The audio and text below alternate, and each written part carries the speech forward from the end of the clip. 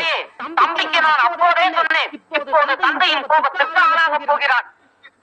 விநாயகா, ஒரு தக்க நாடகம் ஆடுகிறார் உன் தந்தை. அதற்கு தலைவன் தகப்பனா பிள்ளையா என்று சற்று பொறுத்திருந்து பார்த்து.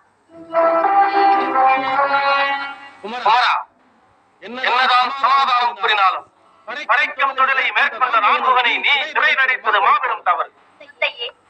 தங்களே கூறிய நான் ஒரு காலம் தவறு செய்யவே மாட்டேன். வேதத்தை கற்று மறந்தவன், அதை பிறருக்கு எடுத்து உபதேசிக்காதவன், அவசரத்தோடு பாடியவன், அதற்கு விளக்கம் சொல்ல தெரியாதவன்.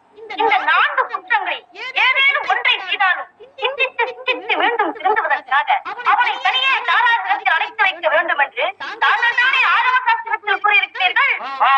நான் தான் கூறினேன். அதை இல்லை என்று யார் மறுத்தார்கள் இப்போது?